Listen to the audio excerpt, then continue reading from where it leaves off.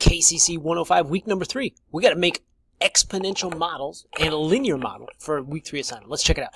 I'm going to recycle some data we've been talking about a couple times in week 2 and 3. Google stock price. I have the monthly data for Google stock price for the past year. And in the past couple videos, I've showed you how to make a linear model and an exponential model for that. And of course, you can get the equation from both of those models. And in this case, the rate of change is 20.3 for my linear model, which means every month my stock price is going up about $20.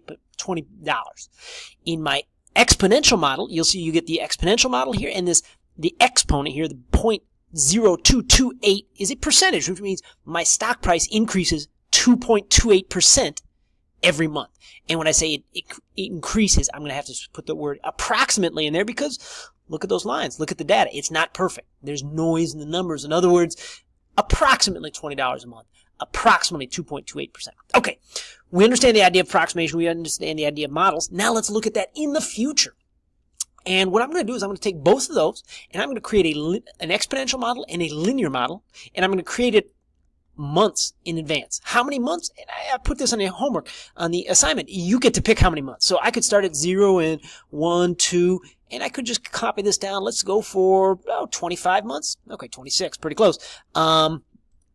25 months in the future. You can do it more or less, however much. That's part of the independent, your personal touch on the assignment. Okay, but how do we create an exponential model? How do we create a linear model? Well, first thing we got to tell, where does it start from? So my exponential model, I'm going to go over here and I'm saying, okay, my exponential model is 774. My starting point, $774. In other words, my stock price was approximately $774 at the start. Okay, and on the linear model, I could go over here and say my starting price, my starting value is 768 right there. If you actually use the same number, it wouldn't be the end of the world because let's face it, those are all about in the same neighborhood.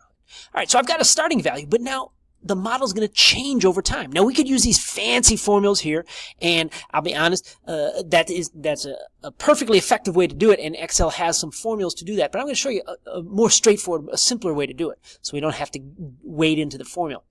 I'm just going to take the idea that if you understand the rate of growth, in this case 2.28%, then you can get the exponential model. We got to do one formula in Excel, or in this case I'm using Google Sheets, identical formulas in both spreadsheets. Click the box where I want the formula to go, right underneath, because remember, our model is going to go down in time. I'm going to hit the equal button. Equals telling Excel, or Google Sheets, think like a calculator. So I'm going to hit equals. I'm going to take this number. I'm clicking the box. Don't type 774. Click the box, 774, and I'm going to multiply it. What do I multiply it by? Now, you might say, oh, well, this is percent, so I'm going to type 2.28%. And you would get this, $17. Now, wait a minute. Do you think Google stocks can go from $700 down to 17 in 1 month? It's not. Google could have really bad problems, but I still think it's going to be worth more than $17. Here's the reason why. You actually have to type 102%, 102.28%. So if you look at this formula and you say, wow, my rate of growth is 2.28%, you have to type 102.28%. Why? Because that 100 says keep the money you already had. And I hit enter. Yeah, that makes a little more sense. 791 says keep that money, the 774 I already had, and get 2% extra. And it goes up to 791. One more time. Starting value from the formula. Underneath it, equals. Click the box. Do not type the box. Multiply 102.28%. Where does the 102, the 100? You got to do the 100 every time. Where does the 2.28% come from? It comes from this model down here. In an assignment, you're going to find that percent from somewhere else, maybe a web article, and I actually got a second example coming. So I hit that enter, and now this is where Excel shines, or Google Sheets. That pattern, I click the box, and I pull it right down, and the pattern will continue. And remember, I was getting all excited. Click the box, don't type the number. If you type 774, the formula won't do this. You have to click the box and then pull it down, and you're in business. Let's go over here. Now, linear model. Linear model says every month it changes by the same. This is not a percent. Every month. So I'm going to hit equal. I'm going to click this box. Don't type it. Click the box and plus. Why plus? Because every month it changes by, how much does it change by? $20.3 or $20.30. So I put plus 20.30. Hit enter and it tells me a new stock price. Click it and pull it right down. I now have an exponential model, 25 months in the future. I have a linear model, 25 months in the future. I can make graphs. I can highlight this, insert, chart. Ta-da. I don't like it with the bar graph. Kind of my brain gets a little dizzy, all those lines. It looks like a zebra or something. But if I go to the scatter chart, then I see those dots in a nice pattern. I say, okay, yeah, I can see it going upward. It's curving just a very small bit.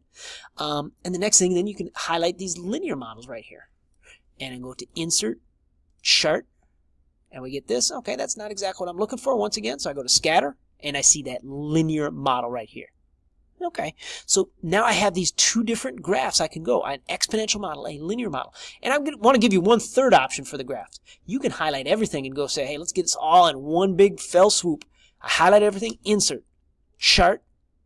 I got everything. Once again, it's got that zebra thing going on. So I go down here and I go to scatter. There we go. And then now you can see the difference. And then we're talking about the confusion zone. Look at here. Everything looks the same, and then all of a sudden it starts to accelerate. The exponential model starts to accelerate. And in the assignment, I'm asking you to debate. Well, is the exponential model better, or is maybe the linear model? Which one? Maybe neither. Maybe you get cynical and say, well, stocks don't always go up. They're going to come back down, crash back to reality or something. And guess what? You know the data better than me. That's where you're going to say, math is good, but here's the reality of the situation. That's for you to kind of chime in, and that's the point of the assignment. Is, yes, I'm going to see you do these type of formulas, and I'm going to see you make this type of graph, but I'm also going to see you make a real-life judgment, saying, well, it's good, but consider this or that. Okay, last real-life example I'm going to give you. I'm telling you, don't get the percentage from like this Google stock price off the regression line. No. I said, go into Google, find some data of interest to you. And I just said, okay, well, what if I search airline ticket trends? You can see it's still in my Google search bar. And I found this blog from Expedia. Some of you might have found tickets through Expedia in the past. So I scroll down here and I'm looking through reading the article, and I say, whoa, this paragraph has everything I need. It tells me a percentage. I say, wow, that's great. That is exponential. A percentage is an exponential. And then it tells me a decrease, and that's a linear. Linear says every year, it would decrease by 22. So if I have that information, I can pop right back here, and I'm going to make a new model. I'm going to say the percentage growth. Okay, what was I? I was looking at airline tickets. I say 5%. Okay, and if I do this, I was actually one tiny mistake. This is decreasing. I put minus 5%. Okay, and the amount growth was minus 22. Once again, I can look back and hear my article. I say drops 5%, and I say a decrease of 22. So this is a fantastic article in terms of giving me an exponential change and also a linear change, but you can also calculate the linear on your own. All right, so I've got my exponential change. I've got my linear change. Now it's time to do a model. So what did I have before? I had year. Last time I had months, but now we're doing by years because we're doing airline tickets. So we'll do an exponential model and a linear model. Forgive the spelling. I'm trying to type and talk at the same time. I'm 0, 1, 2, 3. You know what? Let's go about 20 years in the future. 17. Okay, I got a couple more. 20 years in the future. Where did I start? What was I talking about here? $450 from the article. And you know what? Frankly, you could have picked any price because any airline ticket, you can find airline tickets cheap, expensive, all that sort of thing. Okay, so how do I do this? I go equals. I take this number and I multiply it by 100. Oh, but it's minus 5%. So it's not 105%. It would be 95%. I hit enter. And you see the price went down, like the article was talking about. And I drag it down, and it tells me some answers. Now, $161, I would love that. And maybe that could be part of your analysis. You say, I would love that, but I don't think that's ever going to happen. Equals 450 plus minus 22. So I'll type that right in there. Minus 22. And I get minus $428. And I pull this down right here. And you see, in the future, I'm predicting 20 years in the future, my airplane ticket costs $10. Yeah, I think if you believe that's what it's going to cost, I got some, a beach in Idaho to sell you. So either way, you understand what's going on. You're going to find from an article, you're going to find some information. You're going to create some models in a spreadsheet, and you're going to go up here, you're going to insert, and you're going to create a graph. This has got some line charts. I like my scatter plots right here. You're seeing all these sort of things. And then, of course, we're talking about these graphics. You're going to put that together. You got to put some words in there. Help me understand it. If you just give me this, I'm like, what are you measuring? Say, okay, here, based on airline data, based on figures from Expedia, based on my interpretation, I don't think this is realistic. You're going to put all that together, put it into a graphic, try and give it a little bit of form, and you're going to submit in Blackboard for week number 3 assignment. That's a lot of stuff. There's a lot in there. There is, once again, you have exponential model, you have linear models, you have graphs, and you have to go find some data of interest to you, find a percentage, and work from that.